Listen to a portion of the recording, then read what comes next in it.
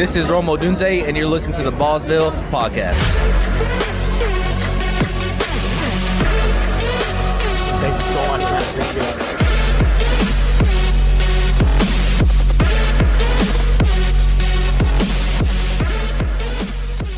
And now, your host of the Ballsville Game Podcast, Scott Fitzgerald. Are you ready for some football?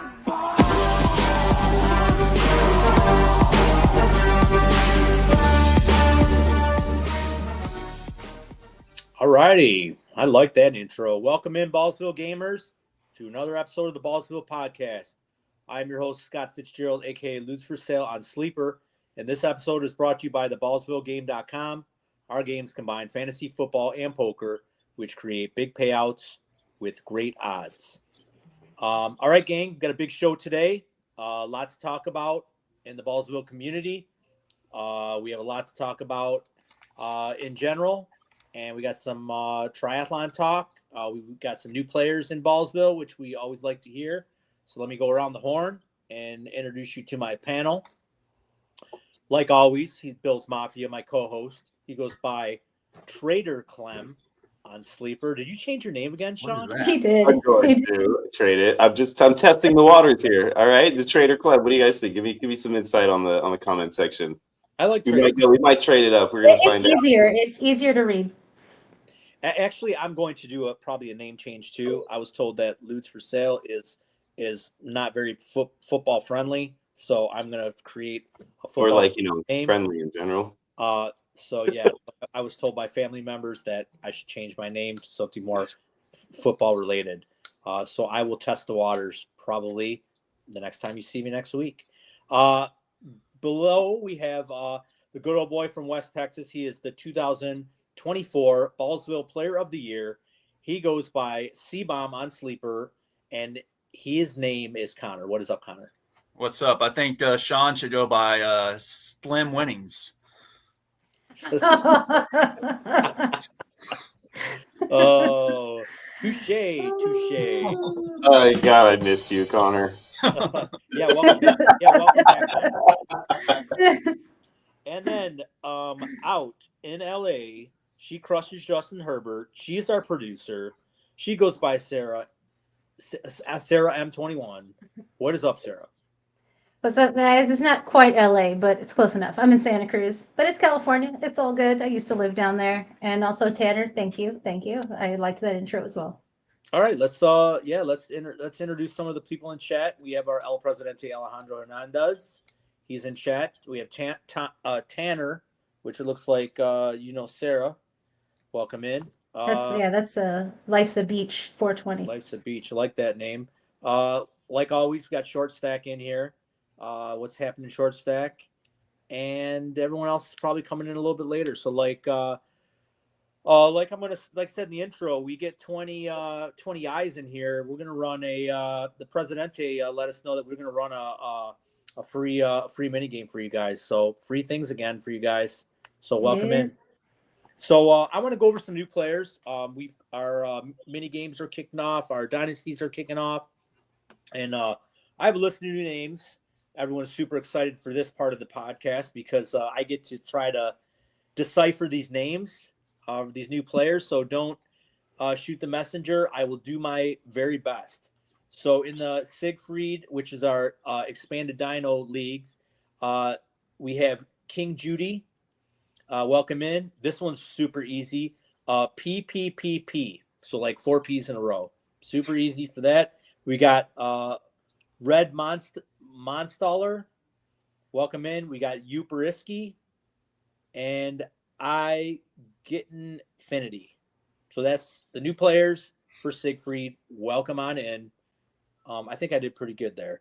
And then in Clay, we have 3 newcomers. We got not going to be as easy. RS Zim 94. No. How'd that go, Scott? RS Zim 94.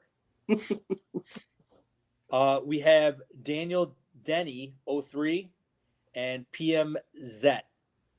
So welcome on in, players. We love having you guys come in and welcome you to the Ballsville community.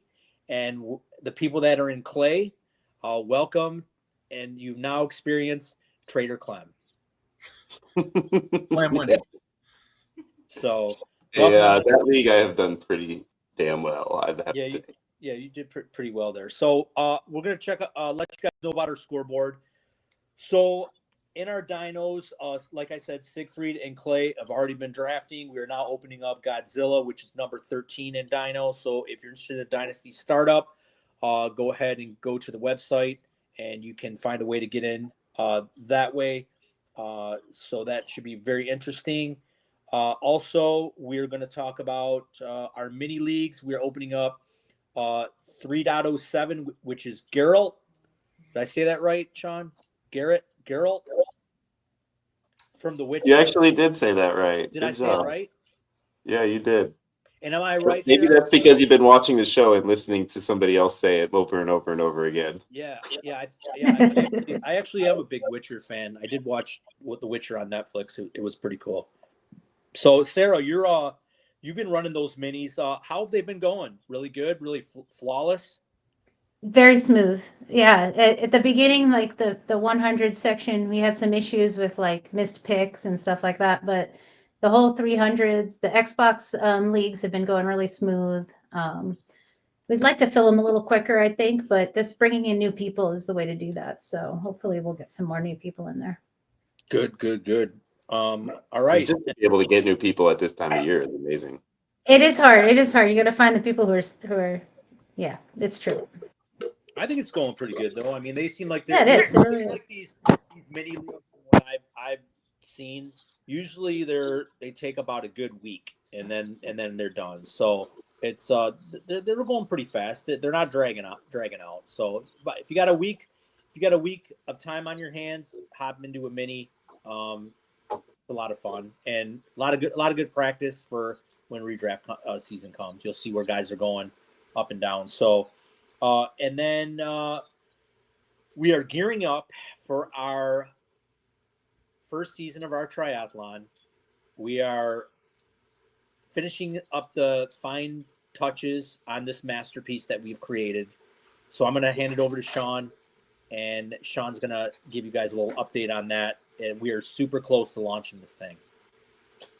Absolutely. Yeah, we're very, very close, guys. So we're literally maybe an hour to two of the three of us putting our heads together to finalizing the payout structure for this game that into a way that we really think you guys are going to like. We actually, just over the last, I'd say 24 to 48 hours, we've kind of thought of something new that we think will be really, really fun for you guys that is going to incorporate some bonus payout options and things like that. So it's going to be a different kind of structure that also does incorporate some sort of a wagering system that we've talked about like we do with our other Ballsville games. So we're going to, like I said, we're really close to getting all that squared away. And next week, we're going to actually have everything ready for you guys to go through a full-on launch of the new triathlon game. And then right shortly after that, if not announcing it that day and allowing it that day, are going to start some signups for the new triathlon game. So it's going to be a really fun experience for us. So make sure you guys join us next week for sure, because we're going to have a lot of information on that triathlon game, and we're going to have the opportunity in the link and everything for you guys to be able to sign up for some pre-registration and see how many leagues you guys are interested in playing in. Yeah, triathlon is awesome. Yeah, you guys are going to really like this. We're launching this. We're, like I said, we're the flagship for this new type of gaming. Combining three different types of games that people like to play, all wrapped up into one with a little bit of March Madness, since we're at March Madness, a little bit of March Madness style towards the end, and then incorporating Alex's outstanding wagering system. So it's like everything wrapped up into one big ball, and I think you guys are gonna like really love One it. big Ballsville. One big Ballsville for sure. I want to give a shout out to Cyborg. He runs the biggest March Madness pool on Sleeper. He's been very active in our community. We have almost $5,000 already in this pool for basically like a $20 entry. So it should be pretty cool. So definitely check him out. find his game on Sleeper in the college basketball bracket pool, and he's all over the place. So yeah, definitely get in there, give him a shout out because he's been a big supporter of Ballsville. So we'll give him a little shout out on our podcast. I'm in there. Did you get in there? Are you a bracket guy, Connor? Did you Oh, get yeah. in? All right. How many did you fill out? I only did one. I only filled one on his. Yeah. One on his. I don't know.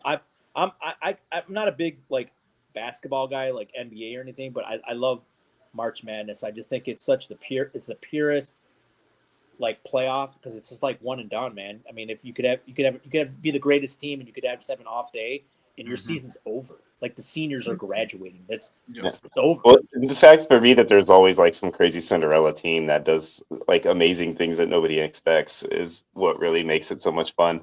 You know, you get these kids that you could tell like they never thought they'd ever be in that type of a limelight situation. And they're out there, you know, their senior year maybe or junior year, and they're out there playing in this type of game. And it's like many people and just all these eyes in the country on them and all the media, you know, all over them for the whole like prep up to the game and everything. It's just so fun to watch these kids like because they're just kind of like bright-eyed, you know, they're just like, oh my God, this is great. Like, I love it. And you know, these kids realize too that when this game's over and they're out, if they don't cut the nets down, they'll never play that game again. Because a lot of these kids, they're not going to play pro basketball. So this is it for them. I mean, that's why you see the emotions at the end of the games when these kids lose. They know it's over.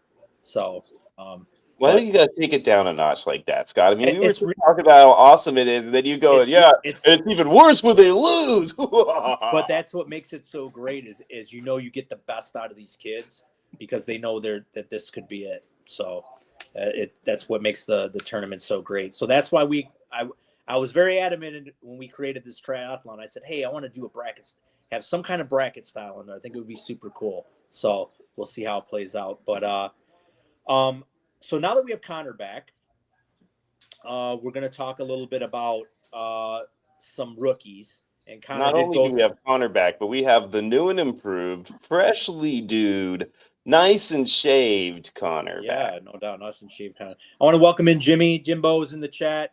Simtropics in the chat. We're up to 16. We're going to be mentioning Almost you, there. Simtropic, and you and Short Stack a little bit later with some. You guys had a little discussion in one of the. I think it was one of the mini leagues that we're going to talk about. So hang out for that. But I'm going to give the floor to Connor because Connor is our rookie expert in Ballsville. So we love to hear what Connor has to say about rookies. Yeah, let's go over some mock drafts here. I think this is Mel Kiper's newest one. From yesterday. Yesterday morning. Kiper. Who's Mel Kiper anyway? Yeah, I mean, he's been off he's been off quite a bit the last few years, I feel like, but he got big, you know, for mocking some of these guys that nobody ever thought of. So but didn't he get big for like pissing off somebody, like to the point to where they were yelling that? Yeah, I mean, there's been I don't remember who that was. Who was that? Do you remember who that was? It was a coach of some team. I can't remember what team it was, but yeah, I remember that. That was a while ago, like right when he got big. You're right. Who's Mel Kiper? Who the hell's Mel Kiper? But we'll just go over like some of these picks in the first, 2 rounds or so. He's got, Tennessee drafting Cam Ward first. I've seen some, other people don't. Abdul Carter going second. We've seen him. He has some injuries. I know why he's doing this. I already know why Connor's doing this. Why? Oh, well, just keep going. You'll see. Shador's at You don't even know yet, Connor.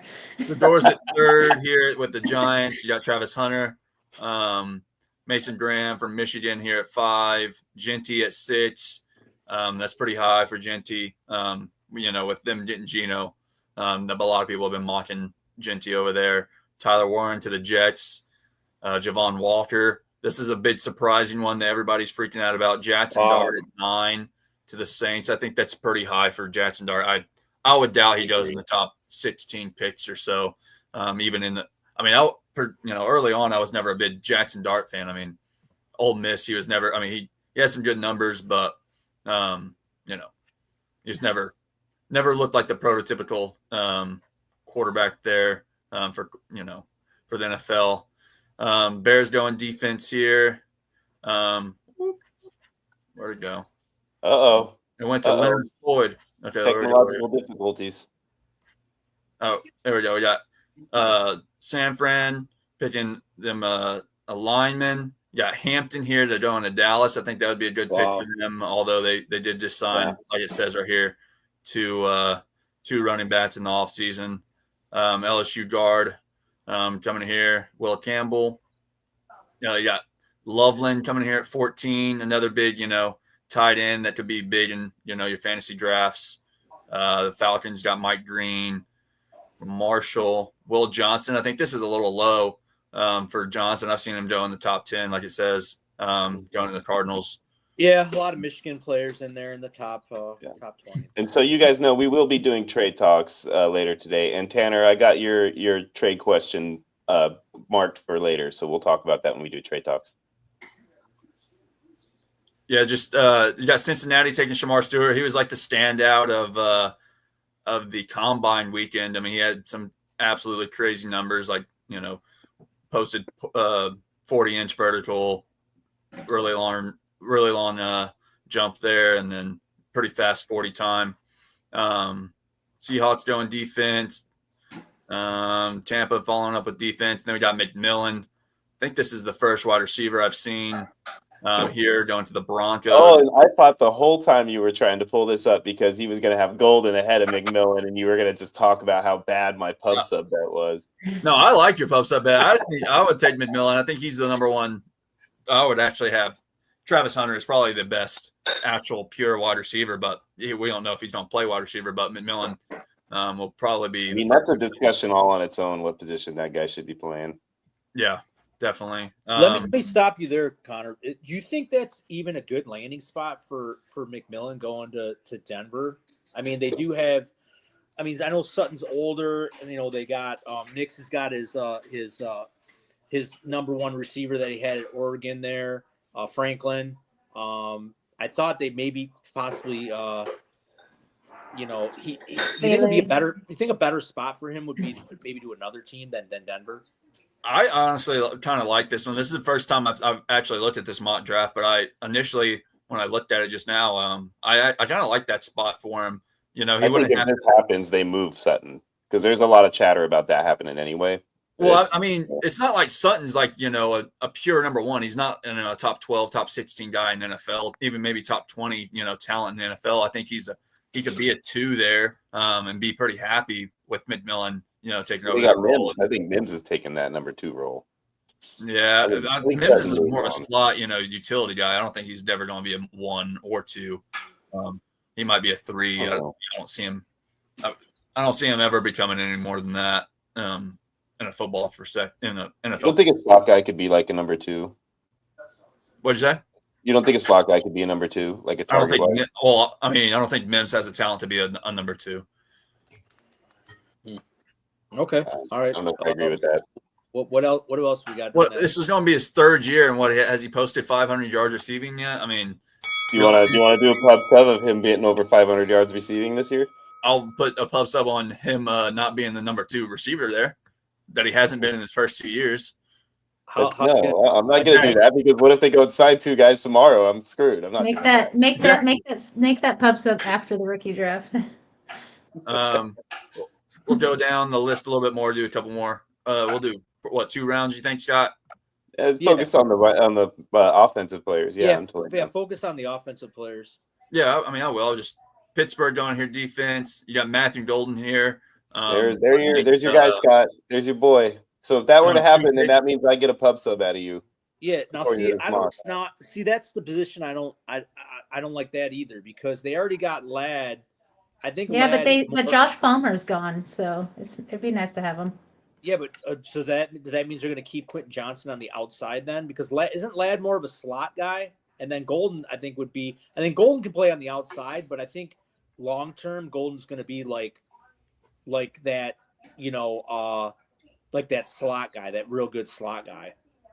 Yeah, I mean, Chargers probably aren't going to take Golden, but if they did, I do think that they would put Quentin on the outside because I think that's where they intended to have him to begin with because he was going to replace Mikey Will, but now he's back, so I don't know what's going to happen. Yeah, so I don't know about that. So I don't know. Just interesting landing spots. Yeah, interesting thoughts. I'm not a huge Golden guy myself. He did run a fast 40, which everybody always hypes up, but never really translates much to the NFL. But I like Mbuka. He goes here to the Packers. I like that landing spot. Yeah, that's. I mean, if the Packers can ever get a 1 there, or a guy that they actually get the ball to like a 1, they might have a better passing offense than they had this year. But I think that's actually a good spot for Mbuka. He's a route runner. None of the other guys have really been, great route runners. They've all had speed and stuff. Reed's been a pretty good, utility guy. Dobbs has had some issues with drops and stuff too. So, and Watson's gone. Wicks. All right, guys, we got 19 eyes on us right now. 19. We went away. One more. So technically, it wouldn't be 19 eyes, right? It would be, 32 eyes, right? 38. 38 eyes. Wow. I mean, we lost one. half is better than my strong suit. It's the math. It failed him. Yeah. It's the math. He's left after he heard Sean's He's like, math. these guys don't even know how to count. I'm out of here. These guys can't count. I don't even know how many free entries to give away.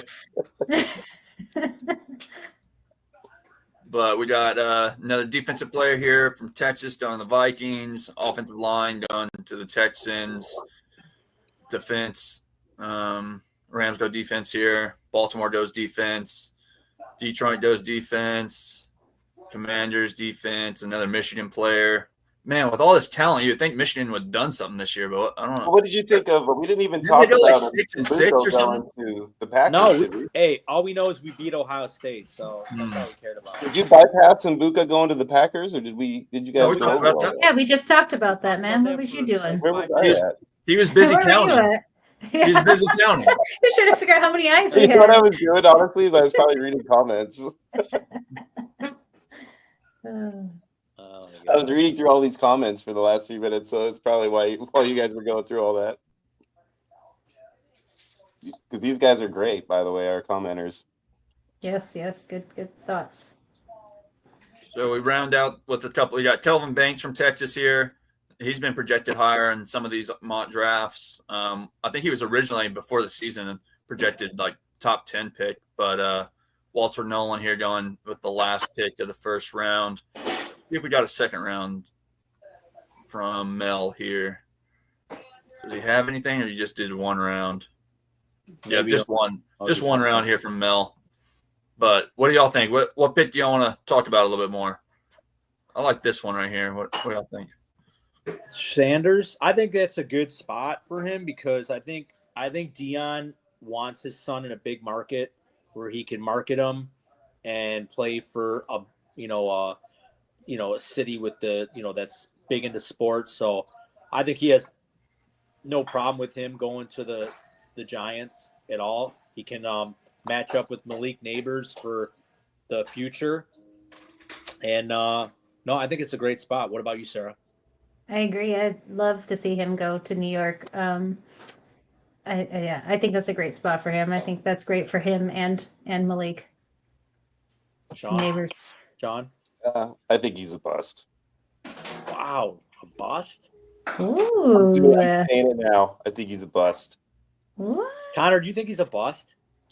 I mean, a lot of these scouts aren't really liking him that much. I actually, pre-combine, pre-draft pro days and stuff like that, I actually had Sanders above Ward, and I still actually lean that way. I feel like he's a better pure passer than Ward. Ward really couldn't read a defense last year. He had, bad turnovers last year. He really tried to force the ball, which, you saw that with Caleb Williams as well, but I don't think he's as talented as Caleb Williams, generally speaking. I don't think any of these quarterbacks are going to be, your Nets Mahomes or anything like that, or I think they're going to be your average quarterbacks here. They'll stay in the league a while.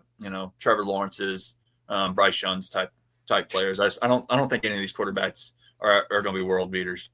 I think maybe he gets a bad rap because he played for his dad at Colorado, and they're like, oh, he played with his dad at Colorado, and he didn't really play for a big school, and I think he might get a little bad rap for that. Yeah. Like I said, I like him a little bit better than I like Ward. I think Ward. Going here at 1 to Tennessee. I've heard they're actually leaning against.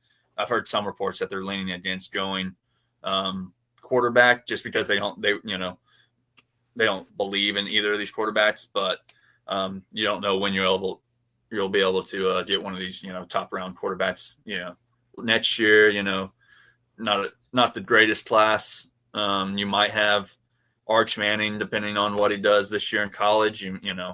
Quinn Ewers. Is Quinn Ewers? Did he come out? No, he went back to school. He came out already.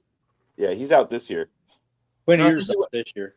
I thought he transferred, didn't he? Or did he end up? No, he came out. He was at the was the Senior Bowl or something, I think, wasn't he? Yeah, he was at one of them bowls. I couldn't remember if he, decided or not. What do you say? I mean, I don't think Tennessee takes a quarterback. I mean, I think they want to pile up picks for the 2026 class, 2027 class. I think they're just gonna. I mean, they invested in Will Levis. They're gonna give him another shot. They'll bring in a backup. They need a lot of help everywhere, not just quarterback. So I think they just, and like Connor said, it's not the greatest class. So if they can get anything for that top pick, I think they'll just pile picks. They'd rather just pile picks. I'd trade back if I was them. There's no reason for him to take a quarterback too high at 1 overall. You take a 1 overall quarterback and he's a bust, then you're screwed. Yeah, you're picking there again next year. Yeah, I would rather take Travis Hunter. I think Travis Hunter is the best player in the draft, in my opinion. Whether he plays receiver, he plays Connor, let me run this by you because Zubikis made a good point in the chat. So, Jalen Melrose ran a 4.38 in his pro day for a quarterback. Had a real good pro day. I want to know your take. I'm actually really interested to know your take on Jalen Melrose. He'll never be a starter. Never be a starter? No. I mean, he had a good, athletic pro day, but he actually, his accuracy was horrible. He had a deep ball that was nice, but besides that, he was all over the place. So is it like in the Hendon Hooker range? I mean, maybe. Hendon Hooker's problem was he was, what he teared both ACLs before he went pro. Yeah. He had two massive knee surgeries or whatever. So I think Hendon Hooker actually had some talent there. I don't think Milroe. I mean, Alabama was supposed to be number 1 overall, that offense and stuff, and he really couldn't even get his best player the ball most of the games, and their offense was just stagnant for Alabama with all that talent there. It's kind of disappointing to see. So, all right, you heard it here first. Be careful. From a Texas Tech fan. Not Texas Tech. Texas Tech sucks. Guns down. Guns down. He's A&M. He's A&M. So, all right. Well, that's good. That wraps up that part. So thank you, Connor. Is there anything else before we move on? Oh. Okay. All right. Thank you again. Like I said, if you guys haven't yet, go on the website and read Connor's work. Connor puts a good book out for Dynasty, and it's an awesome read. And he's going to have what are you working on next, Connor? I think we're going to work on some rookies, maybe top 24 type little booklet about just, the Travis Hunters, the Genties and stuff like that. Little 2-round, little mock thing. I think me and JoJo are going to work on that. Try to get it out by end of the month or so. All right. You guys heard it here. Cool. Right on. Read. So we try to give you gamers all the insights, good information for you guys. So next segment is I kind of combed over some of the dynasty leagues that we're in right now. I wanted to identify some players that possibly I think might be overdrafted or underdrafted, and I guess there was another conversation in one of the other mini leagues about a certain quarterback. So I want to run through. I want to see what the panel thinks about this. So the first player, and I think I may have mentioned him before, but it's really getting kind of aggressive now, in my opinion, is Bucky Irving. So I'll start with Sarah. So I'm seeing Bucky Irving in these dynasty startups. Okay, I know he's only 22, but he's going over the likes of Breece Hall, Kyron Williams, and Jonathan Taylor. So I'm going to go to Sarah and say, Sarah, am I crazy to think that the Bucky hype is just getting way too out of control? Yeah, and honestly, I know some people who just are like all about Bucky. They think he is just going to be the next big thing, and and like he is just going to, be the number one. And I think he's going way too high, personally. Um, I mean, to go before Brees Hall is pretty wild. I know Brees, hasn't had the best of luck with the way that his team has been going, and and that affects him and everything. But I mean, just yes, I think it's too high. I think the hype is crazy. I do think he's really good, and I think he's probably going to, be really good for fantasy. I'm certainly not taking him over Brees when it comes to running backs, though. That's for sure, and Sean, definitely not for Kyron. Not even close. yeah, Sean, what I mean, am I seeing this? Am I going over my boundaries? No, no, not at all. Let me tell you, this is where, craziness has gotten us to, okay? This is the players that Bucky Irvin went over in the most recent draft that we're doing currently. Jackson Smith and Jigba, Devon Achan, Brees Hall, AJ Brown, Jordan Love, Kyler Murray, Jonathan Taylor, James Cook, Kyron Williams, every single one of those. And that's only like a fifth of the good players that I've mentioned that have gone after him in that draft. That's how many players that he got taken over. That's And crazy. every single one of them I would have It's taken over. crazy. So yeah, I'm with you on that. Not that I don't like the guy. I actually, if we remember correctly, a certain somebody happened to say something about him taking that job a long, long time ago, and look where we are now. So, I don't have anything against the man. I just don't think that we're taking him where he should be taken right now. Mhm. All right, yeah, it's Connor. I want to know. I think we've talked about Bucky with you before. What's your take? Yeah, he's going too high. He was great at the end of the year, but I mean, we saw what Rashad White was. He was projected. Some people were taking him in the fourth round or so last year. Or I can't remember exactly. We're talking about Trevor, taking him too high. I think about this same time last year, where like Bucky's or White's going a little too high. White's going a little too high, and then Bucky comes in there, takes his job. But who's to say that White doesn't at least push for some more carries? Or they don't draft one of these amazing running backs that's coming out this Yeah. year who pushes for carries next season and does Or, the same exact thing to Bucky that White just happened to him. Yeah, or Well, that's the thing, is that no matter how well Bucky plays, like running back committees are just a thing now. They're trying to save the running backs' bodies, and there's rarely a pure number one anymore. Yeah, and I'm not saying he's not going to be good, but like there's so much of these other guys are a little bit more proven. He had a good stretch there last year, and I'm not saying he can't do it again, but I wouldn't be taking him. I think I've seen him go as early as like the 211 or so in a startup, which is just absurdly high. And I personally wouldn't be taking him over Jonathan Taylor. I personally wouldn't be taking him over Devon Achane or Brees Hall. So I don't think. Williams. Yeah, I think you could argue Kyron Williams just because he has Quorum there, and he's not old by any means. I think he's 24, 25. I think he's the biggest underrated back right now in the dynasty. Yeah, I mean, Quorum didn't do shit last year either, so he's on a team that loves. Quorum was a rookie, so I'm not saying he's not overtake him in carries or anything, but he does so was Chase Brown, so was Bucky. Yeah, so they didn't have Kyron in there. They did way more. That's what I'm saying. Yeah, I'll step in real quick. So first of all, I want to say hi to Jerry Bagshaw in chat. Welcome in, Jerry.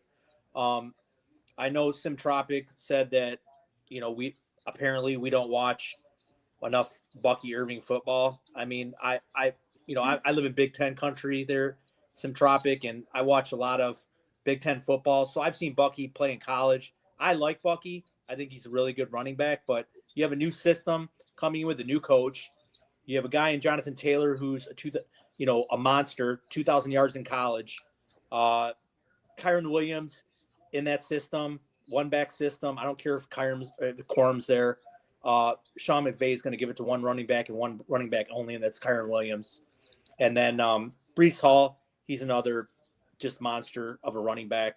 Out of the passing game is there no matter what. So I'm not saying Bucky Irving's not going to be the next great back or anything like that. I mean, I really don't even put him as the next great back. I think he can be a really good back, but he's not an elite back like those three. So drafting Bucky that high, I mean, I think you can just, if you wanted to in the second round, just trade back, pick up more picks, and then you can take Bucky in the third or fourth. But I'm not. He's not going to be on any of my teams that early. There's no way. So, but to all their own. Like I said, if you guys like Bucky Irvin that much, you want to grab him in the second round. Be it's no skin off my back, man. Because like you said, he's not somebody I'm targeting over players that he's constantly going over. So there's no way he's ending up on any of my teams. No, not at all. No, I mean, I think there's like, a bunch of people that are either Team Bucky where they're taking him at the 212, or there's people like us or, who's not, not touching him there until maybe the fourth round or so. So, yeah. And he's never there. So we're never getting him. Exactly. So it's not, they're never going to end up on Bucky will never end up on my team. I can almost guarantee you. He did win me a lot of money last year. He was on my, my mid-states league that won. So, I mean, thank you, but I'm not picking you in Dynasty. We had to talk about it. We couldn't get through one pod episode of Connor talking about his mid-stakes win. All right, so let's like go to we'll pivot right in, or pivot right into like, or piggyback off what we talked about with Bucky is one of the running backs that Bucky's going over, and that's Kyren Williams. Kyren Williams, I look at a lot of these drafts. He's a tremendous value where he's going. For an example, I'm going to use one player, Devon Achane, who is pretty much the same age. I think they're a year apart, same build, same statistics from last year, and Achane's going 2 rounds higher than Kyren Williams. And in Miami, they got. I mean, is he really the lead back? Is he going to get the lion's share of the carries all the time? I mean, I think he produced a lot of his points were like, big runs, big explosive plays. Achane can do a lot with just a little, where, Kyron's going to get the ball every, tons of touches, tons of receptions. So I just don't see I just don't understand why Kyren Williams is dropping that far. Sean, can you help me out? No, I can't, because I'm in the same boat as you. I have no idea why he's dropping that far. I just talked about it too, and I think he should be going ahead of, Bucky Irvin and ahead of Jonathan Taylor, and people are just constantly taking him like he's not a super stud. And like, do you remember last season? Everybody was so hyped on him, like, dude, like Kyren Williams, top 3, top 4 back, like. What happened? I mean, and then he played really well, and then all of a sudden nobody likes him anymore. Yeah, and why is everybody all of a sudden hating on him now? Like, he's still that good of a back. He still has that much potential, and that offense has done nothing but get better this offseason. So I don't understand why people are dogging on this guy. Like, he's probably going to end up in the top 5, in my opinion, and I'll be glad to take him at 8 or 9 when you guys let him fall to me. I did my best to trade up for him in this league. I just talked about him falling behind Bucky and because I wanted to try to snag him. Unfortunately, I didn't have the capital to make the move happen, but somebody else did, and they did exactly what I was planning, and they traded up to get him.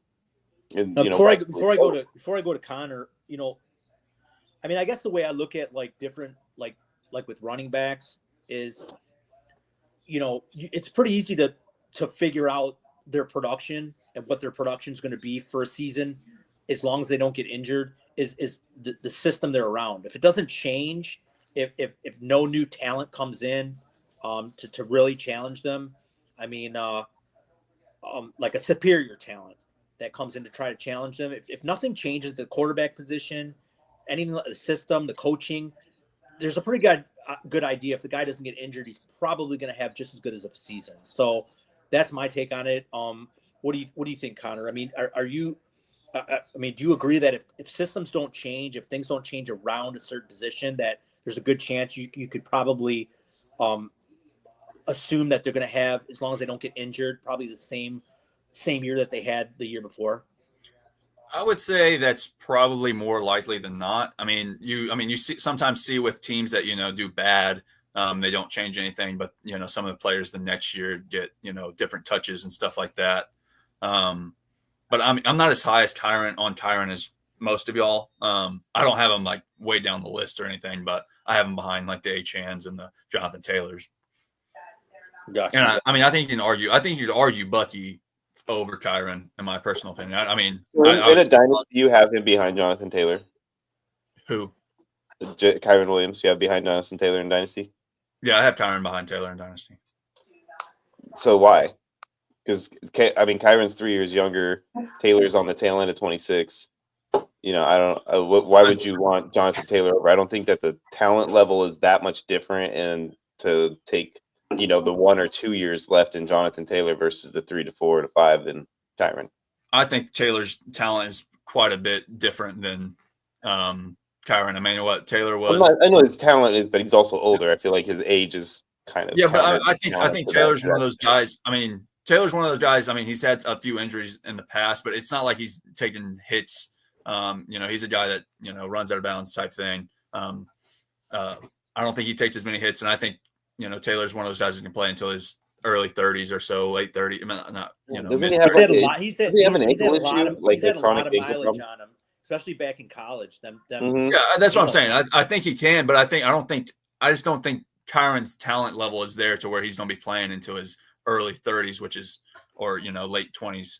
I think he's probably going to get overtaken by his age 27 year, which is 4 years from now. A great age for. I think they both probably have about 3 years of peak time left, and I think Taylor's peak is higher. Yeah, I agree with that take. I just think that I would rather go with the stability of the system that I don't think is going to change in the next year or two with the Rams than the Colts, which is they're unstable at quarterback.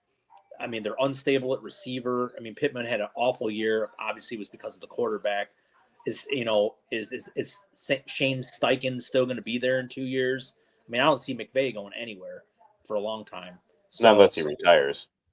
Yeah, that's the only thing going to pull him out. He's too young. He's he was talking about it a couple of years ago. He could pull some retirement after Matthew kind of thing. He was talking about it a few years because he's so what do they call it, enigmatic personality wise, that he could be like super good on the air, and like he'd probably jump right into Jimmy's chair on Fox, or something. And like he's that kind of guy. So there's possibility he could just retire young, so he could do something that requires a little less stress and a little more fun. Gotcha.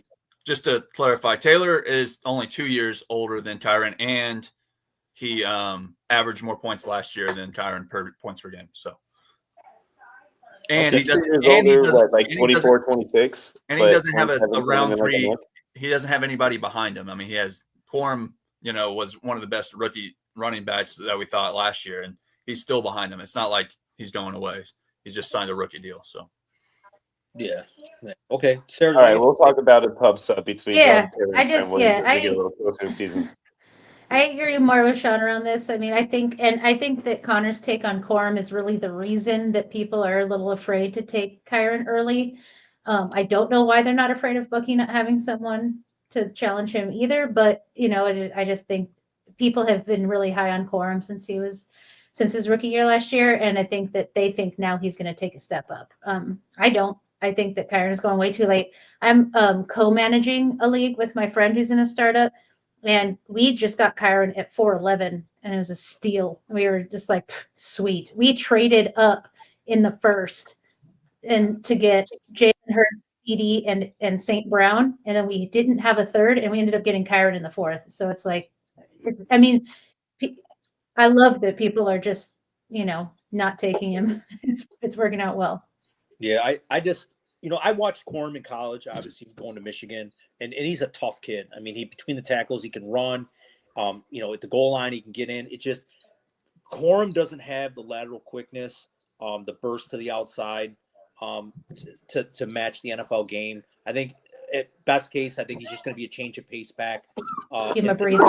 In the NFL, which isn't a bad thing, but I can't see Blake Corum being a lead back in this league. I think when it gets to the point where, Kyron Williams is too old to play, they'll just draft another running back to go with Blake Corum because, like I said, I just don't see Blake Corum being a bell cow back in the NFL. So, all right, let's move on. We're gonna go to a little debate that looks like it happened in Sarah's 306 Steve minigame league. It was between two owners. They're both in here, Simtropic and Short Stack. I want to say hi to Fran. Fran's in the chat. How you doing, Fran? so they had a little debate going on Sam Darnold. So Sam Darnold was QB7 last year.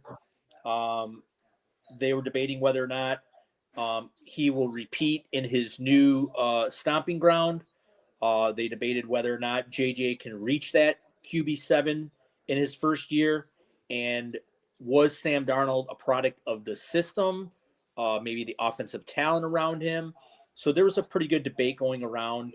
And I'm going to lead with I'll lead with Sean this time, and we'll start. I'll give Sean the Darnold question. So, Sean, do you think Sam Darnold in Seattle can maintain that QB 7 to 10 range, or is he just going to turn into a pumpkin? No. He'll be lucky to reach like 15. Okay, so you think so are you saying that it was a product of the system? Yes. Yes. Of my face cousin, Kevin O'Connell? Absolutely. Connor, where do you think JJ, if he stays healthy the whole year and is the quarterback all year in that system, do you think he could be a top 10 quarterback year one? I think he could be, but I would probably bet against that. I bet he's in that 12 to 16 range, 12 to 15 range if he stays healthy all year round. He has the talent. They have the talent, but I mean, rookie quarterbacks, although he's not a rookie, but he technically is, it'll be first-time game action. Never really hit, Jaden Daniels was an exception last year. Never really, take control that first year. They, usually make the jump in their second year or they, fall back. So I would say he probably is not a top 10. I think he does have the talent to maybe get there one day, but I don't think this first year is a year I'd be betting on him to be a top 10 player. Okay. And then I got a question for Sarah. So this is a non-dynasty question, non-dynasty. Okay. You are in a redraft and you are the only quarterbacks you can choose in a redraft for 1 year. You get this guy for 1 year. Are you hitting Sam Darnold or are you hitting JJ McCarthy? Oh. And my only two choices? That's it. I'm going to go Sam Darnold with the experience for the 1 year. Okay. 1 year. 1 year. What about you, Connor? Gun to your head. See the head shaking. Gun to my head, I'm probably taking McCarthy just off the fact I think he has just a little bit more rushing ability. I think he has a little bit better weapons. I mean, Kupp and JSN are pretty good, but we'll see if Kupp can actually stay healthy. But I mean, obviously you have probably arguably the best receiver in football in Jefferson, and then you have Addison and Hawkinson out there to get out there. I think gun to my head. Trust in rookie quarterbacks in their first year. What about you? Playing. Yeah, but it's Sam Darnold. I mean, well, JJ is going to be top 10, and Darnold's not going to come close to top 15. So obviously, oh God, is there another pub sub coming? Look it. I think I agree with Connor. I think I'm going to go with the upside of JJ, just because of the O'Connell factor. I mean, seems like every time that guy gets a quarterback, they're just monsters. I mean, he did it with Cousins, and then Cousins moves on to Atlanta, and he's a disaster. So, I mean, it's, I mean, not only that, dude, let's talk about some of the guys that, like, literally weren't even, like, making teams. They were so bad. And they came in and looked like they were, like, starter-worthy quarterbacks in that system, like Josh Dobbs. You know what I'm saying? Like, guys like that, like, I mean, I think he was bringing in anybody and everybody off the streets, and they were looking like they could easily start in the NFL. Like, it was nuts, man. Like, you telling me that guy's not going to take a J.J. McCarthy with a Justin Jefferson and a Jordan Addison and a T.J. Hawkinson to throw to and turn him into a top 10 guy, then you're nuts. Yeah, but I would at least, if I'm going to take JJ in a redraft, though, and Zubikis makes a good point in the chat. He is coming off a major injury, is unproven. I would make sure that if you're going to draft JJ McCarthy, which is going to be late, you're going to want to make sure you double tap in the redraft and get a veteran quarterback in there just in case something crazy. Hey, you guys listen to me out there, okay? Is there an option? Sunglass suntan line that JJ McCarthy will be a top 10 quarterback in 2025. Write it down. Book it. Hot take. Book it. I I think there's still a possibility that the Vikings sign somebody. I mean, we've seen rumors of them wanting Rodgers. We've seen rumors that other quarterbacks possibly going there before Rodgers, and then so I don't know if the Vikings are that confident as me and Sean are in McCarthy. It seems like this coming year. So What do you mean you don't know? They just literally came out right now and said JJ is our number one. We do not want Aaron. He can go I know, home. but I'm just talking about all the rumblings of this thing. So you don't know what's actually going on internally. Well, they also said that there was multiple teams asking the Vikings if they were willing to move on from JJ McCarthy, and they said no, he's going to be our starter. Yeah, of course not. Yeah. But I would love for Aaron to sign with the Vikings because I want to see him stand on the sideline no. with a clipboard. I'd Hey, love it. he said he's open to being a backup somewhere, right? You know what Aaron's doing right now? He's trying to ayahuasca. He's trying to roll himself into a championship, a Super Bowl ring without even doing anything. So he's trying to get that. I'll be a backup for a really good team. Let's go. He's got literally 2 teams, and he's like, he thinks something better is going to come along. There's nobody else out there that even wants to touch him. He's got the Steelers and he's got the Giants. That's all you got, dude. Like, just make your decision already and move on. Hey, before we move on, I want to go around the horn real quick. Does the Sam Darnold signing is that a positive for JSN or a negative, Sarah? I mean, like, Sam Darnold is by far not one of my favorite quarterbacks, but I think he's got talent and I think he's underrated, and I think he's going to do well for them. Sean? Sam Darnold sees ghosts. It's going to be terrible. Connor? I think it's worse than Geno, personally. Worse. I mean, I also think the signing of Kupp doesn't do much for JSN since they're both majority slot guys. So, all right, we will see. We will happen to see. We shall see. All right, and one quick thing. I guess it was to my attention that Daniel Jeremiah. Short stack. We were talking about redraft on JJ, by the way. What did you say? Short stack had said I'm all in on JJ and Dynasty. I said we were talking about redraft. Oh yeah, we were talking about. Yeah, for the Darnold JJ conversation, it was redraft. Yeah, it was. That was definitely. But no, Daniel Jeremiah said he wouldn't be surprised if Golden went over Tet in the NFL draft. So he was one of the mocks that actually had him over it. Yeah, he had a mock. Just to clarify, he had Daniel Jeremiah going 12, or Daniel Jeremiah had Matthew Golden going 12 to the Cowboys. I'd say that'd be pretty epic if Daniel Jeremiah had Daniel Jeremiah going 12 to the Cowboys. He might as well mock that because he had Matthew Golden going 12 to the Cowboys, and then he had Tet going 22nd to the Chargers. So he might as well have put himself over there at 12 to the Cowboys. Hey, Daniel Jeremiah is like, he's a young looking 40-something. He might be able to get out there and still sling the rock for the Cowboys. I mean, is he from the South? Is he a Texas boy? I've never heard of Daniel Jeremiah. Sorry. Are you serious? Come on, man. You're the rookie whisperer over here. I'm going to read his bio right quick. Daniel Jeremiah, NFL media analyst. He was a former scout for 3 different NFL teams. Obviously didn't work out too well. For the Philadelphia Eagles in 2010 through 2012. Wow. Look the at Browns. The Browns. Throwing shade at one of the old school men, dude. Daniel Jeremiah is like a stud in the industry, bro. Yeah, he graduated from he graduated from App State. Yeah, what a stud. Oh, wow. All right, Daniel Jeremiah. Water over here, burning bridges before leaving. I want to challenge Daniel Jeremiah to Ballsville, Ballsville Player of the Year. Like, if he can win this trophy, then he gets. Oh my God, I would love for Daniel Jeremiah to come on this podcast. Cool, Connor. I got an idea. So excellent. I got an idea. Connor, you do a 1-round mock draft of the NFL.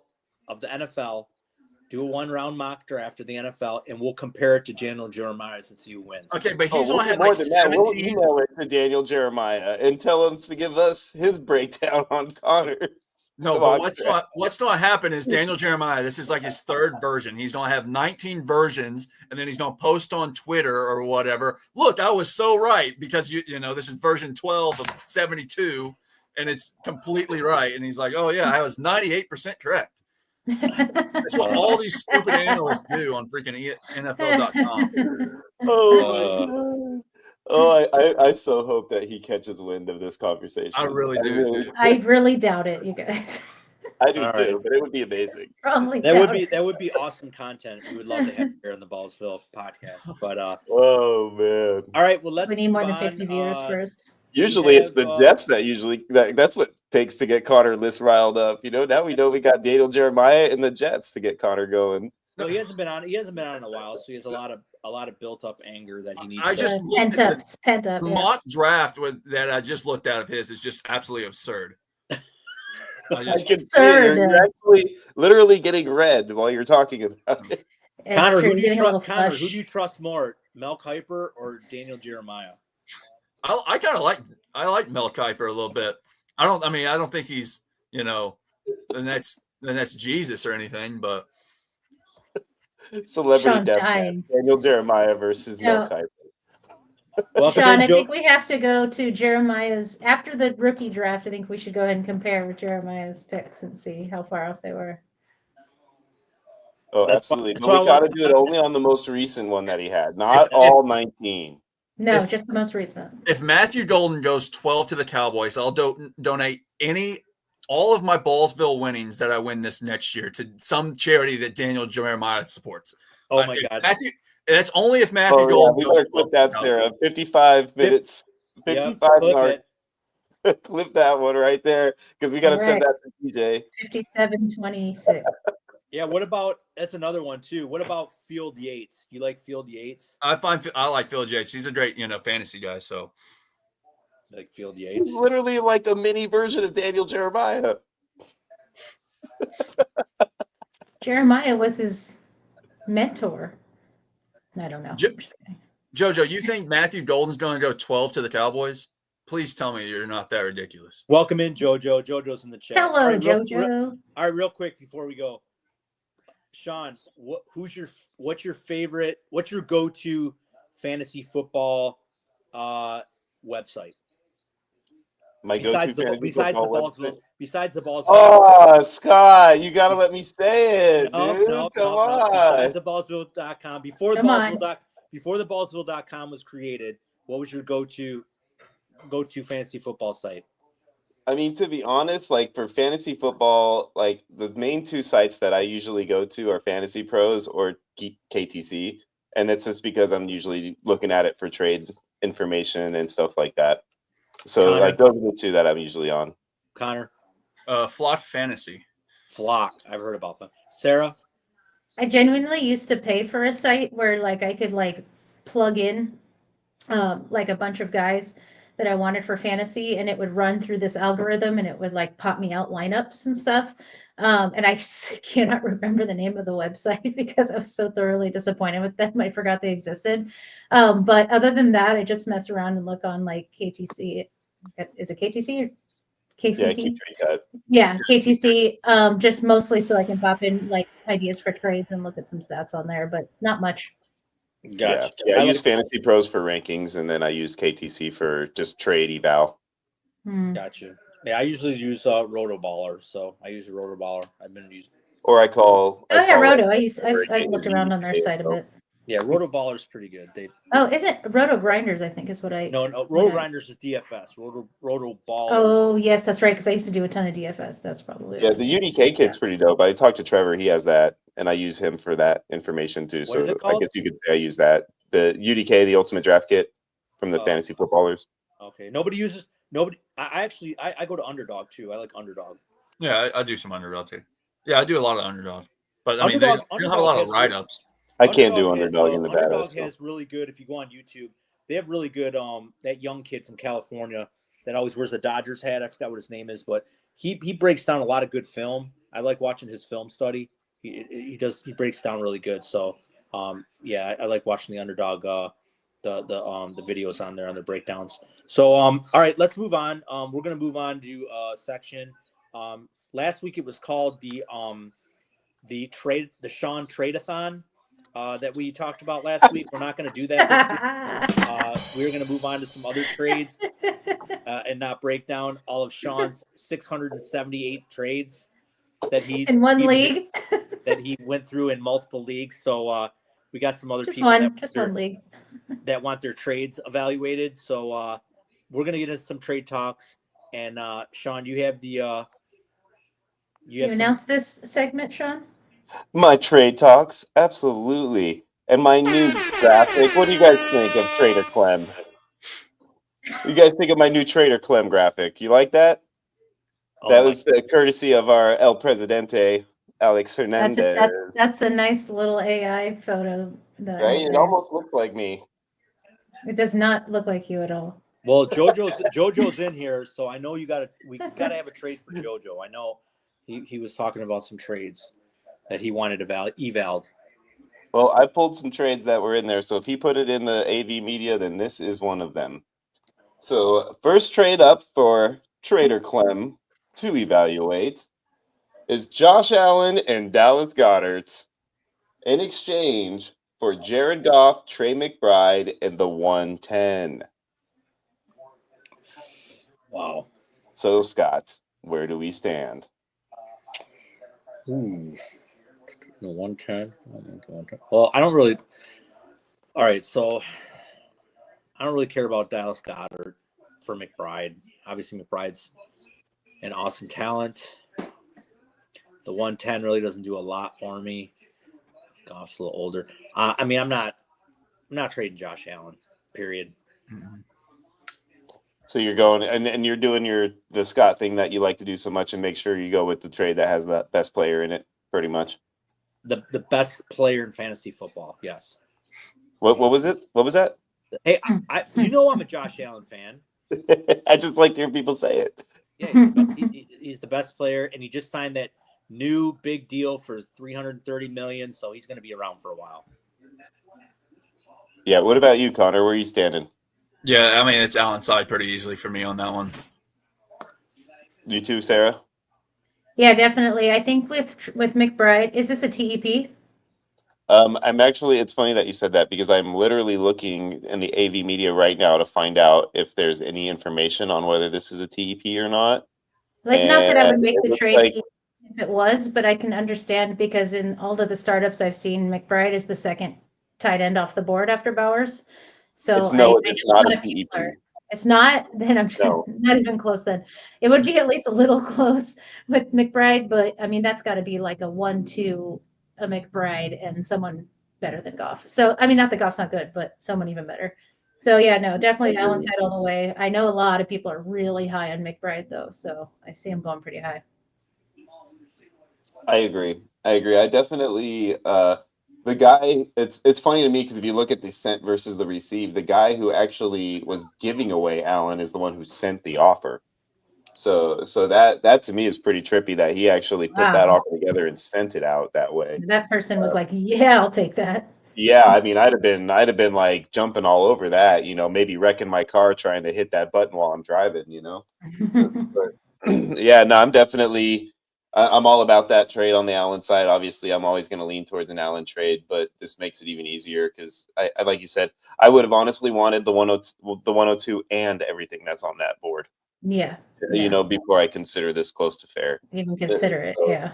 That's kind of where I stand with that deal too. So whoever it is that snagged out Josh Allen in this deal, which it looks like it was the man who gave us this trade, who goes by Shan, SHAN, on the Discord that we're in. So good job on that one, Shan. He also submitted the next trade. This was I'm not sure if this is the same league. I'm assuming it is based on his post. So in the next trade for Trader's Clem, he sent Joe Burrow, and the 104 and the 102 is what he received in exchange for Justin Herbert, Isaiah Pacheco, Rashee Rice, the 111, the 2026 first, 2026 second, 2025 212, and 2025 211. So it's quite a bit for a Joe Burrow, but he gets Joe Burrow 104 and 102. I mean, what the? So What? I mean, I Yeah. love Herbert, but I'm not giving up a 1-2, a 4, 1-4, and Burrow for that. I mean, I got to take the Burrow side on this because I forget 211, 212, like none of those factor in. I don't even know if Pacheco is even is running back one anymore. I don't know. I don't know what you guys think. I think that's a little too expensive to give up the 1-2, 1-4, and Burrow, but that's me. Yeah, before I get into my take, I'm gonna let everybody know. Please like and subscribe to our podcast. Please leave a comment. It really helps a lot. We want to try to get those numbers up. So please do that in your spare time.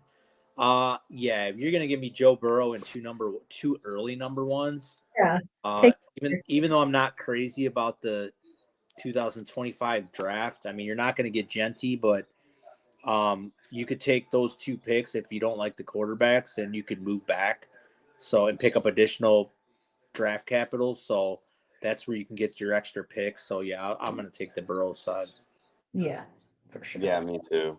I mean, I don't like the way that, to me, what it looks like is it looks like the dude that, I don't know who sent or received this trade. It looks like, okay, so he sent the offer to get Burrow, and it looks to me like what he did is he pulled the old KTC trick on the guy and just stacked a bunch of stuff together to make it look so dang So he valuable pulled out that what he was even. getting in return was just minuscule.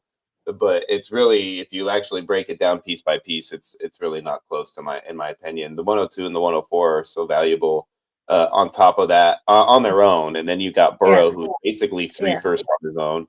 yeah. So it's, to me, it just doesn't add up when you start to put the pieces together, especially being his 111 is so late, his 212, his 211, those are almost third rounders basically. So I just don't see the actual return value there for like what I would essentially call 5 first-round picks. Yeah. I don't think it's that far off. I mean, I think it's, Burrow's side, but I don't think it's that far off. I mean, if you add in Rice and Herbert, that's pretty easy. It's just basically Pacheco to first. Where do you have Herbert at? Because he's been a guy that's ranged anywhere from like 7 to like 10 for people. Yeah, I think he's probably going mid-second or so in most of our startups, and I think that's probably right about where I have him. Herbert, yeah. Did you have him? You have him behind like Drake May, because I know you got Drake May at 6. Yeah, so we talked about that. So you got him behind May. You got him behind like Penix or any of the other rookies. No, I don't have him behind. I don't have him that far. I think he's probably right around 7. Caleb, you got him behind Caleb. No, I have him ahead of Caleb. But I think Burrow wins this, but I don't think it's that bad. I mean, you get a bunch of rosterable pieces. Rice, Herbert, 111. You move back a little bit, but I think I probably keep Burrow plus my 3 picks for that. I mean, like Herbert, Rice, and 111 for Burrow. There you go. What I would do too, just now that I see it, is, I like the 2026 class and 27 class. I would try to tell that dude, look, instead of giving me those 2 seconds in 2025, if I'm reading that right, give me a 2026 first. He does have a 2026 first in there. Oh, he did? I can't read 111, 26 first, 26 second, 211, 212. But let's get one thing straight. He's got 102, 104 in Burrow, so I'm assuming those are going to be late 26s. Mm-hmm. Probably. Yeah, and he's got Allen and all that too, because we saw the other trade. Oh, so now he's sitting with Allen and Burrow. Yeah, because he got both those deals that submitted. So yeah. So in this situation, to me, like that 26 are probably going to be later picks. Those seconds, I said, are already basically thirds. If the first is almost a second, it's a 111 in a bad rookie class. Yeah. Isaiah Pacheco is potentially 1 draft pick away from being third stringer.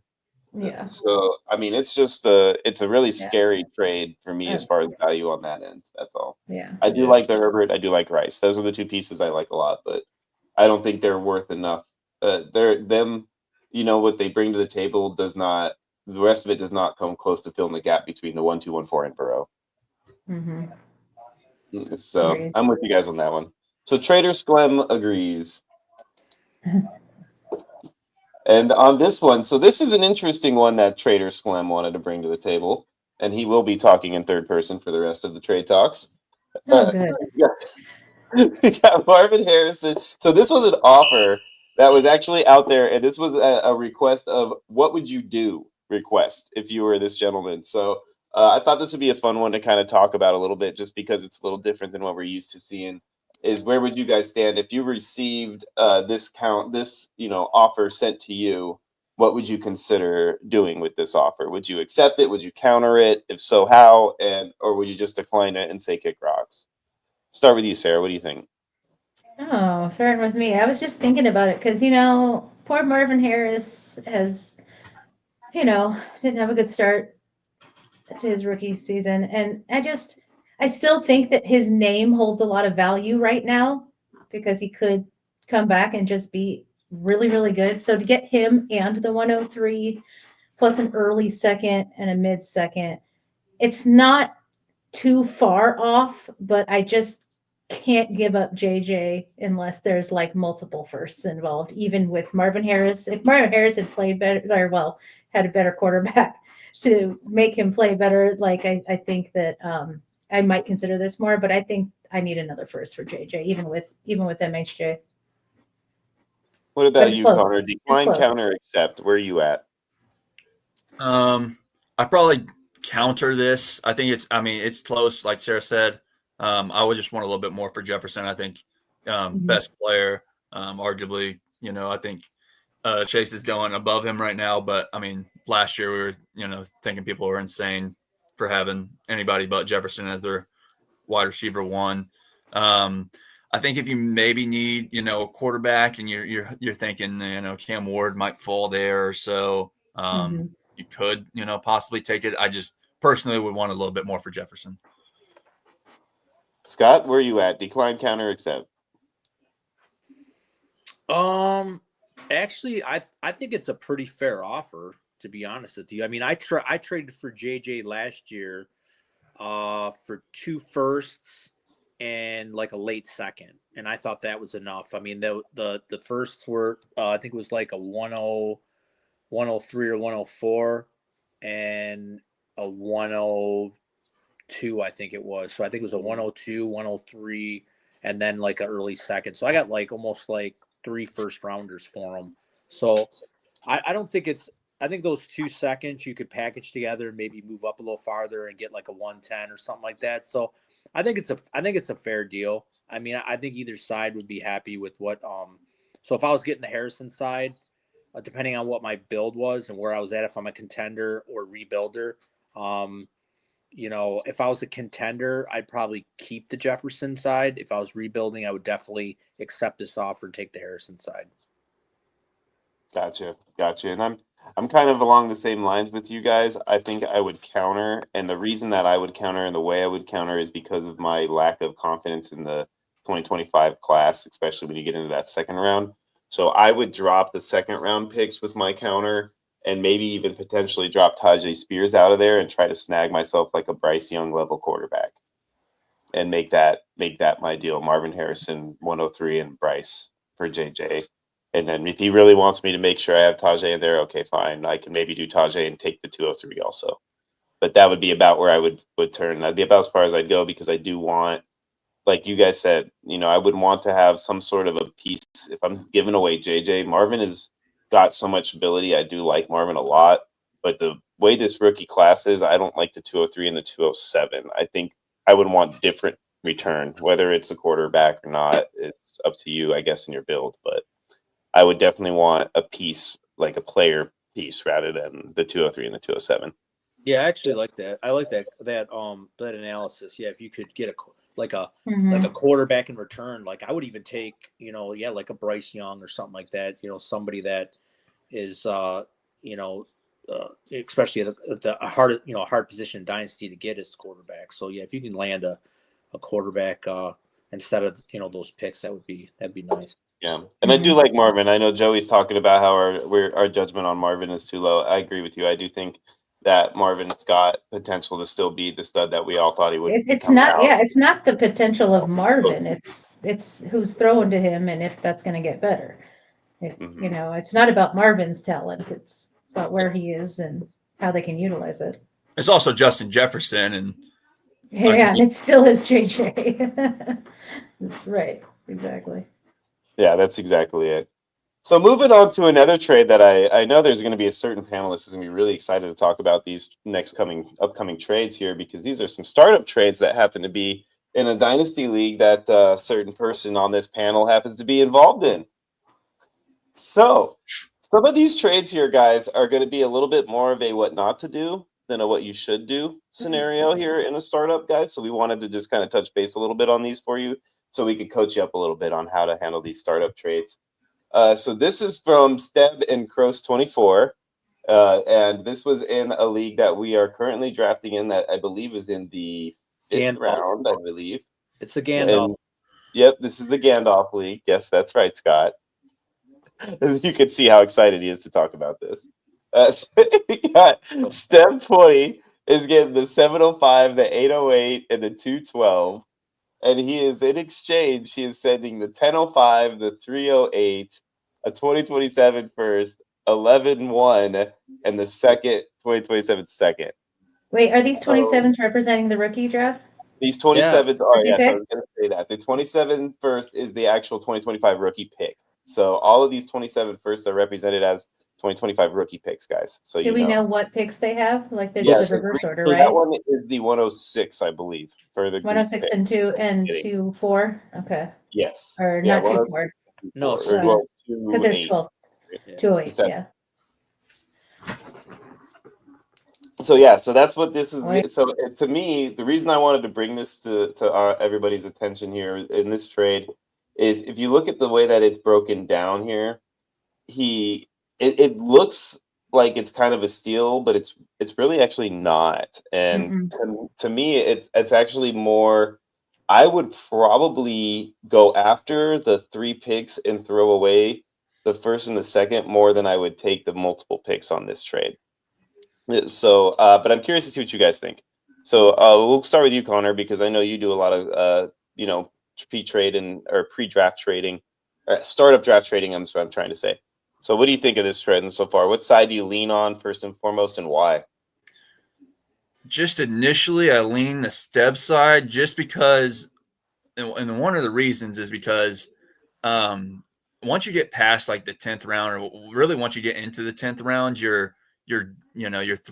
most of those guys are either old or they're not really dynasty assets you want. And I think the 7th and 8th rounds you can get some guys that might carry some value, might rise a little bit more so than you can get in the 10th and 11th round there. I don't mind the move back, from the move back from the 212 to the 308 for the 106. But I prefer the step side just because you get, I think, 2 players plus, you get the move up in the shroud side that, have some dynasty value. So, Sarah, what do you think? I'm going to say Yeah. Scott for last. Yeah, no, I agree. I would say even after the 8th round is when the value really starts to kind of take a big dip. And I think that, like he said, at the 212 and for the 38 and the 106 makes sense. And then, but to get 3 picks below the 10th and then take a 10th, 11th in return with that second, I don't think that it adds up after that. So I'd take the Steb side for that reason. It just drops off too much after that 8th round, sometimes 9th, depending on how it goes because of the, rookies. But agree for those same reasons. And where did you say that second round was? Is that the 201 or the 204? 208? 208. No, it's 106 and 207, I believe, right? If he's at the 106, it's 27. Wait, isn't it 12-man league? It's a different player. It's the green Canuck. And then it's Steps. Oh, it's somebody else's. Oh, good call. Yeah, it's somebody else's first. I thought Steb was at I think he is is he not at the 1 spot? So he has the first pick. Steb's at the 1 spot. So that means he has the last. Oh, so you're right. Steb is at the 1 it's back. spot. It's So it's 201. the 201, which makes it a little bit better. Just a tiny bit, yeah. No. Steb is at the 1. He's at the 101 spot, so that would make it the 212. So he gets the last rookie pick. No, Well, Yeah. he gets the 112, but He then he gets- gets the 201 yeah, he because has it's the 201. Yeah. because it's He gets snake. the I mean, 112 because and it's 201. linear. Yeah, or he has snake, he has the 201, so it's a Mhm. early second. So Which it's I a don't. 106 and a 201. Yeah, Yeah. so that's Oh yeah, not that that makes it a bad. little better then. Yeah, That makes it a little better. yeah, it makes it a Not little bit enough to take 10 and 11 with first 7 Yeah. and 5, but it's definitely Yeah. a little better. So, guys, this is a lesson for all you newbies to the Ballsville game. If you're on one of these new Dynasty expansions that we're doing, the 2027 Rook picks count as your actual 2025 rookie picks, and it is a snake draft since it's a startup. It's only going to be a snake during the startup. It's going to go to a normal rookie draft after the startup season, but for the startup season, it's a snake draft. So that got a few people. So make sure you pay attention to that when you're making your trades of these startups. So that will be that trade for Trader Slim. Are you gonna let me? Oh yeah, I'm so sorry, Scott. Let's get your opinion on it. I mean, I won't go too much into it. Before I get into my take, I'll say hi to Cheeky. I was so excited about it that I completely spaced you. I can't believe I did that. That's okay. I'll say hi to How Cheeky House rude. in the chat. Welcome in, Cheeky. Big Ballsville gamer right there. You're gonna see the name Crows24 quite a bit, probably in some of these slides. Pretty sure he'll be in a few of them. But this guy, he's a very interesting character in our league. He's trying to acquire as many first round draft picks as possible. So he's going the punt route for year one. So what I try to do in dynasties, and I'm not a big dynasty guy, actually, I don't really prefer dynasty myself, but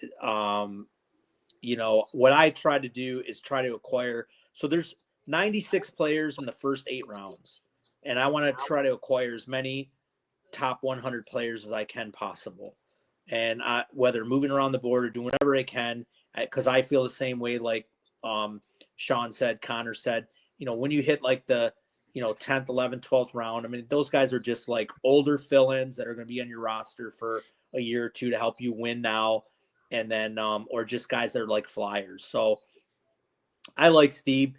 Steve, whatever his name is, he put together a pretty nice team, so far. So I like him acquiring the 7th, 8th, and the 212.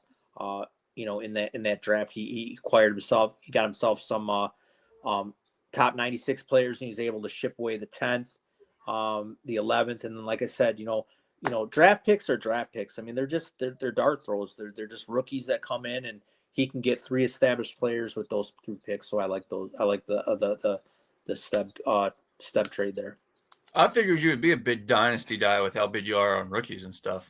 It's interesting. No, I mean, what dynasty to me is just it's too much of a grind for me. I used to be in a bunch of dynasty leagues, and it's just too much of a grind, and it just, and then I started getting to the point where I had too many teams, and I'd like lose track of like, I'm not giving this team enough attention, not giving this one. So I figure if I it's hard to keep up. if I just stay in like a handful of them, then I can treat them all the same and make sure I give each one it's the equal amount of attention.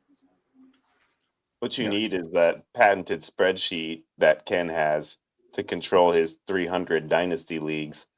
And the other thing too is I have a hard time with like, I don't know, maybe it's probably because I don't do enough dynasty, and it's like in dynasty, unlike redraft and best ball, there's a lot of trading in the startup. So, learning values of if I'm trading my 3rd round or startup, what's the value, if I move back, what do I expect in return, this and that. So I think eventually on Ballsville, I'm trying to convince Sean and possibly Connor and maybe Ken to try to put their heads together and put together some kind of trade chart or startup trade chart or something. Cause it's hard for me to find, I can't find anything on the internet for like something that's really in depth with the real true value of when you're trying to move around in a dynasty startup. So it's something I haven't seen on the internet. And I told these guys for our website, I said, you and Sean, you and Connor and Ken, because I think those 3 are the top dynasty guys in our league. You guys need to put your heads together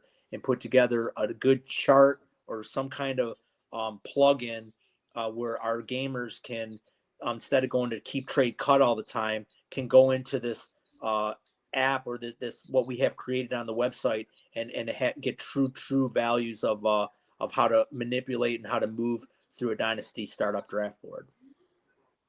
Yeah. Yeah, we're gonna come up with something. We'll make up a cool way of doing this for you guys, because that's what we're all about, is giving you guys all the stuff that we can to help you along through these fantasy leagues, along with the amazing new games like the triathlon and amazing podcast episodes like this one. So moving on, Trader Clem does like the step side of this trade. So the next trade that we have is not involving Cross 24, so you don't have to worry, Scott. You are okay on this one. We have this one here I wanted to put in the board, though, because it did involve the 101. So I wanted to talk about what you guys consider the 101, the value of it, and whether you thought this was worthy of the 101 and so on. So this guy gave up the 101 and the 701, and he was able to receive the 108, the 1005, the 308, and the 2027 first, which we already talked about because it is the same first that got moved in the last trade that we just saw. So we know what number that is, 106. So where do you stand on that one, Connor? We'll start with you. Do you think that's enough to get the 101, or do you think he should have gotten more for it? I mean, the question you're asking, is it enough for Josh Allen, right? Well, I mean, what if No, you think the Jaden 101 is whoever it is, Jaden or Josh? I think that's a pretty equal deal when I'm looking at it. Just, you move from the 101 back to the 108. So you're looking at, one of those, you're probably looking at maybe a He got Justin Jefferson, Jalen Hurts. If a quarterback falls, you got maybe one of those guys, and then you move up. You get you an extra third round pick. Then you move up from the 7th, and you did a first. Yeah, I think that's pretty equal value to what Jaden would be, and just a deal straight up for him. My personal opinion, I'd have to look at who they got there, but just off my initial reaction, I think it's probably pretty equal for that 101, if not lean towards away from the 101 side. Maybe you can watch TV. Where are you at on that, Sarah? Yeah, I actually very, very often will trade my 101 or 102 in dynasty leagues, because I want to get a little more extra, move back in the first. So I actually really like Stebb's side of this. I think it's very fair, and it's a good, it might actually be a little bit more towards Stebb's side, just by a tiny bit. Because usually in dynasties, you're trading away your 2026, not your rookie pick. You're usually picking your rookies up in the dynasties. So I think that brings up the value just a tiny bit more there, because you already know what pick that is. You're not just, assuming. So I really like that trade a lot. I think it's very fair. I think I would take Stebb's side, but it doesn't mean that if I'm not dying for Jaden Daniels, that it's, that's your guy. You got to get him. Yeah, no, I'm with you on that. I mean, when you look at the difference in the players, when you say Justin Jefferson versus Jaden Daniels, then you see all the extra amount that he got. It looks pretty lopsided. But he basically did was drop 7 picks to go from 7-1 to 3-8, right? So he dropped 7 picks. He goes up from 7-1 to 3-8. He gets a 10-05. He gets a first. And get an extra rookie pick, even though he traded that away. He was going to have 101. 106 and 112 in the rookie pick if he hadn't traded that 1-6 later. Yeah. So I mean, I agree with you guys. I think the value is sound, for both of these guys, and if they like the players enough, I don't think it's too much to give up. I probably would have tried to, bump that 10-5 down to maybe like a 12th rounder. And then that way it's completely out of that realm of, tier break that we talked about from that 10th round area. But that would be the only adjustment I think would be necessary if I wanted to try to really pull the right value, I would think, out of it. Otherwise, I mean, if you really care for Jaden that much, I don't hate it. Scotty, you got the same opinion, or? Okay, so Steb is probably my favorite team so far in that league. I think he manipulated the board, worked the board very well. I think he thought the same thing I did. Is I have an 8-player tier in that first round. So he was happy enough to trade back to 108 and says, look, I'm going to get one for sure. I'm going to get a guy in my tier. And then what he ended up doing was he used that 27 first. So he ended up having two, he ended up using that 27 first, and he ended up getting his second round pick back, where he took C.J. Stroud. So his team was. That was the last trade we just discussed. Pardon me? That was the trade we Stroud? just discussed. Yeah. So like he did a real good job in the first, like his first 4 picks were really good. He ended up with 2 elite quarterbacks. He ended up with Justin Jefferson and then Trey McBride, and then he was ecstatic. And I thought it was really good the way he worked the board. So yeah, I like the step side a lot. Awesome. All right, Connor, you already gave your opinion, or did I skip you? You did. I thought so. Yeah. All right. Trader Squem gets a little confused when he gets into 4-man evaluation. And we got one more trade involving Scott's favorite player, Crows 24, and Scott's other favorite player, Steb 20. Look at that. Your 2 favorite guys made a deal. Another This one. one here, Crows got Joe Burrow, and the one, which was basically just the 105, in exchange for the 10-12, the 2-12, which is what he talked about turning into C.J. Stroud, the 26 first and the 27 first, which the 27 and 26 first were both his. So that would put his 26 or 27 versus the 112. Yep. Yep. So what do you think of 112, that, guys? and The then whatever. 112, the 26 first, the 212, and the 10-12 for Joe Burrow. So I'll start with this one. So, everyone could say, "Oh yeah, that Step." So what Step ended up happening was, so Step he drafted Joe Burrow, but then he ended up getting back that 2000 that second round pick, and he ended up taking C.J. Stroud. So he worked out another deal, obviously, like I said, and giving up another first round pick because, like I said, that Kroos, he ended up all he wanted to do was just acquire first round picks all the time. So, I mean, right now it looks like maybe, I would still take the 105, but like I said, Steph ended up getting that pick back, which he turned into CJ Stroud later on down the road. So, and the reason that I wanted to go over these trades with you guys too is to talk about, how Kroos attacked this deal. But before we get too far onto that, I want to make sure that I give Connor and Sarah the opportunity to discuss this trade. But so where you guys stand on this one? Do you think that's too much for Bro? Yeah, Connor, you go first. I think that's probably like right where I'd like him, like to get back for Burrow. Stroud and 2 first round picks is, pretty steep price. Although it is a late, guaranteed late first there. You don't know what's going to happen with the 2026 first. If it's an early one, probably lean that side. If it's a late one, probably lean the other side. So.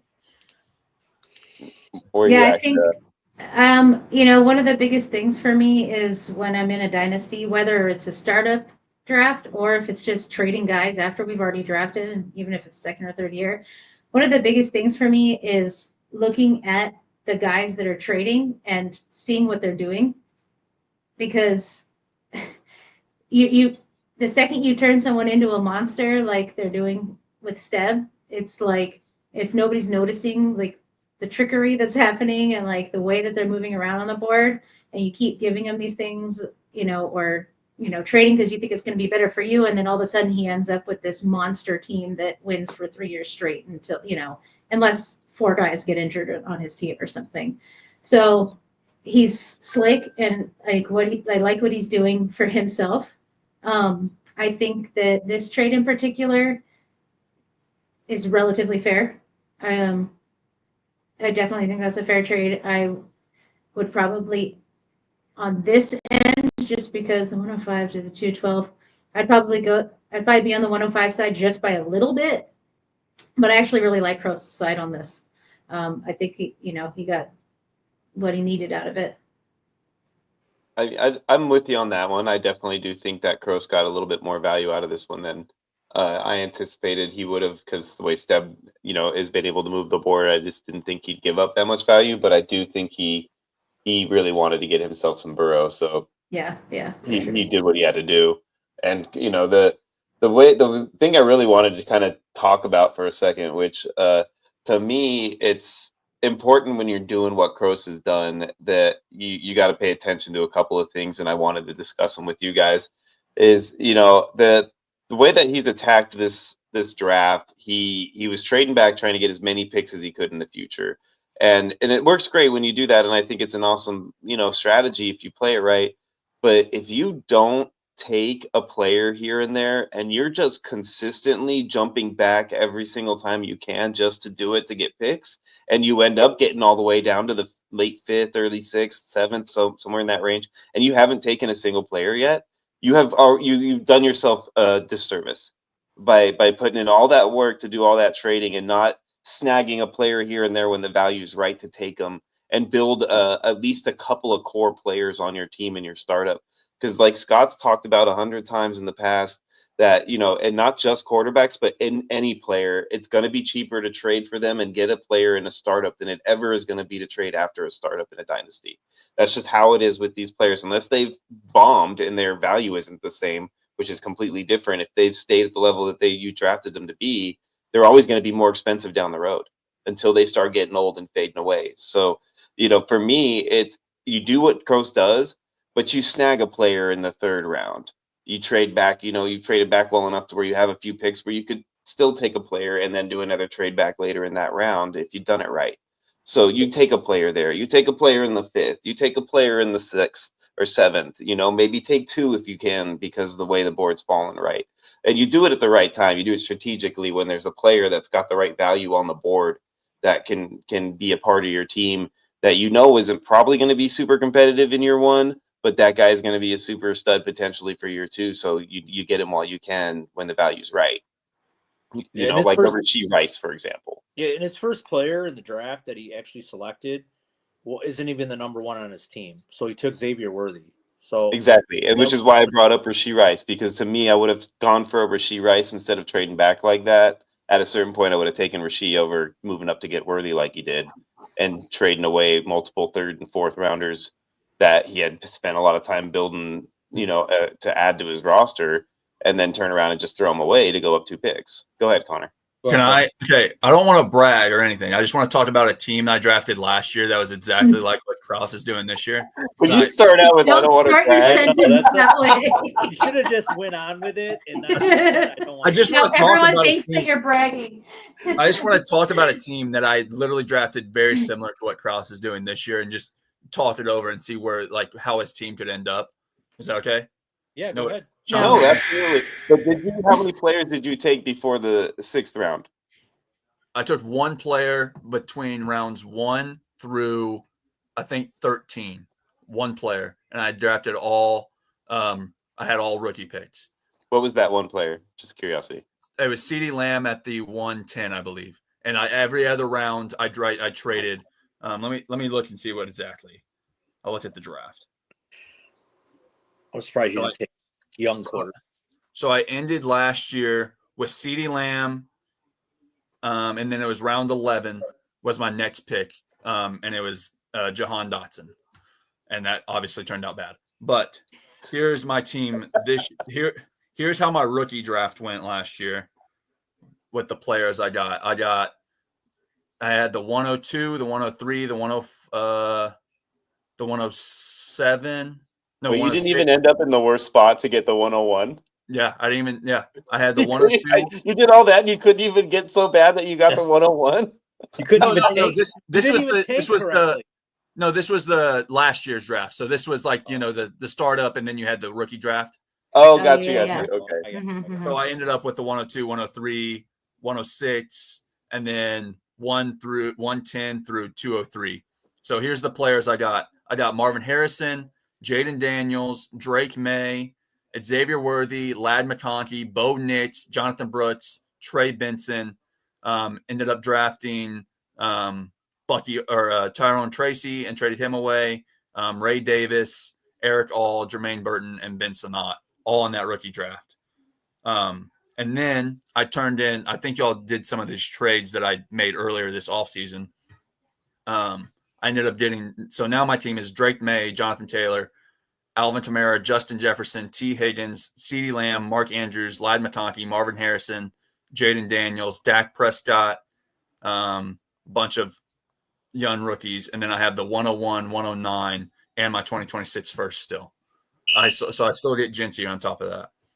Yeah, and that's something you can do when you trade. Not like I said. I mean, it's a. But that's honestly, because it's you the got best lucky team. enough to have like a rookie draft that happened to hit like literally more than most rookie drafts have hit in a long time. Like you're not going to get to the mid-second round with like guys that come out like a Bo Nix and stuff like that. Like it's what happened this year. That's not happening. You easily could. I mean, but you could though. Like I wasn't guaranteed to hit on Bo Nix. I wasn't guaranteed to hit on May.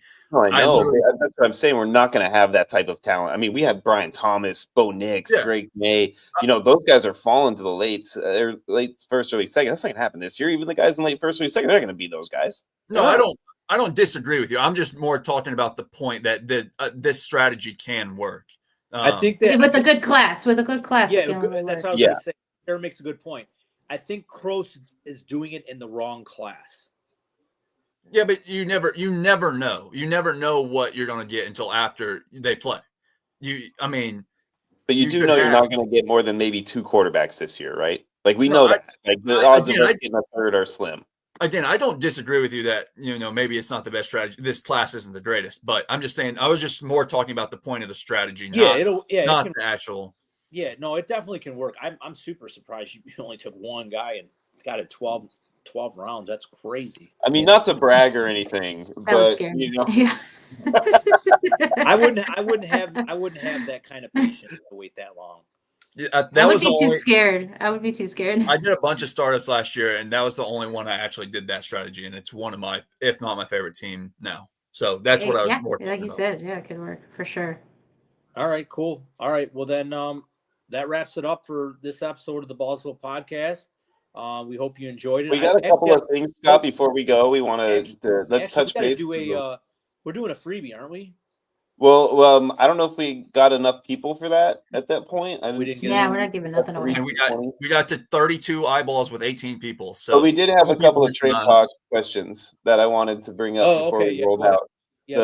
So we've got this. Tanner had asked earlier, what do we think of this option? Aaron Jones in the 306 for Mark Andrews in a 2026 fourth.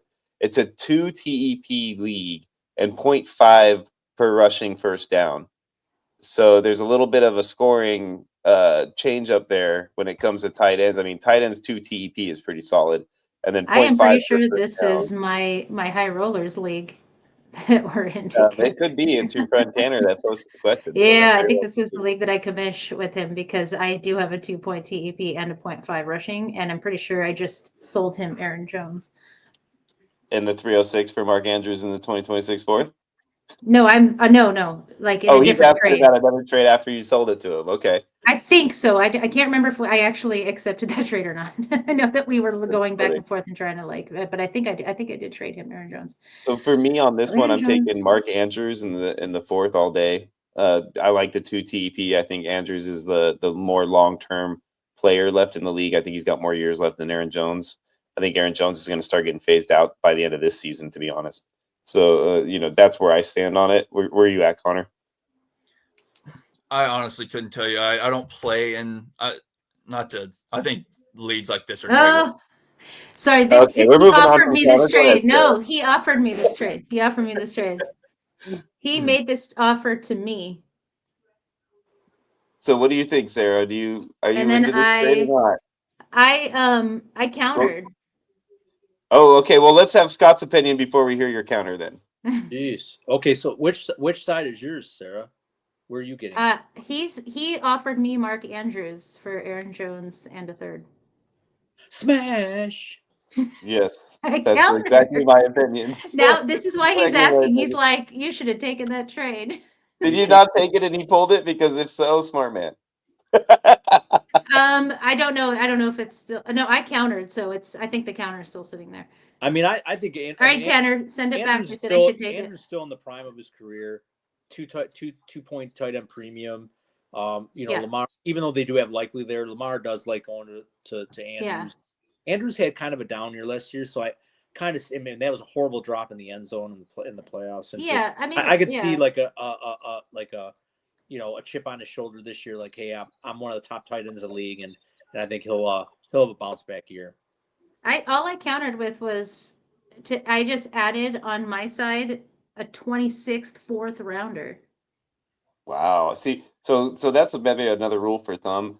if a fourth rounder is what you're countering with, sir, in my opinion, don't even worry about that counter. You just take that offer. If all you're looking to get back is a fourth rounder, it's not even worth the counter. It's just take the offer and be happy. Yeah, That's how I look at it. Yeah, I mean, I I guess I guess I was probably just didn't want to lose one of my Future Yeah, but fourth. that Yeah. does, one of you know my what that, only one of my better running backs. But hold on a second, did he? Oh, sorry, no, he took the trade. He took it. He oh, accepted he it. did. So he did. Yeah, Okay, I yeah, was yeah, gonna say yeah, yeah.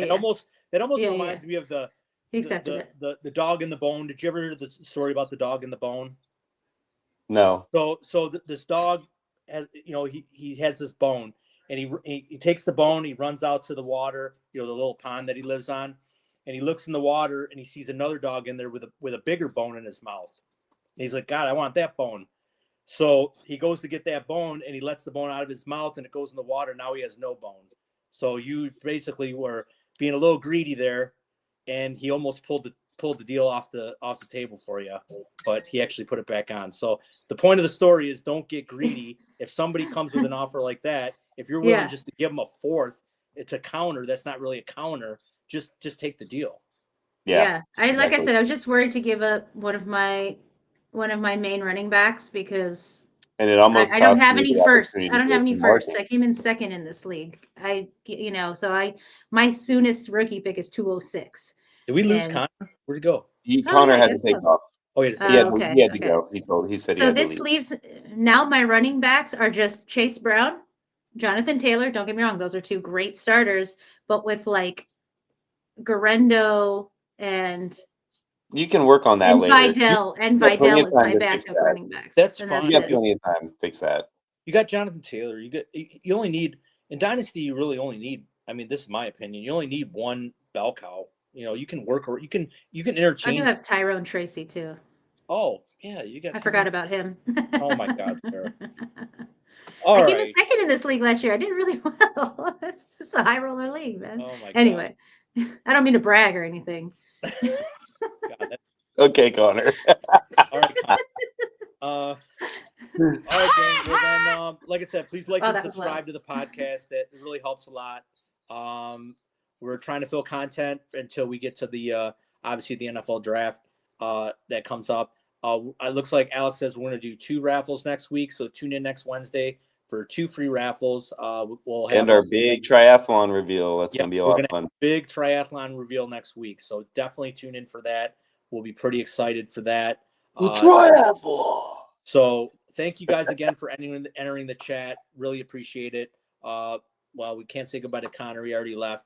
But for Sarah, I'm 21, our producer, and for Trader Clem, our Bills Mafia, my co-host, I am Lutz for Sale for the last time. I'll have a new name next week. Until next week, folks. That's because he's got no more loots for sale, ladies and gentlemen. That's a wrap.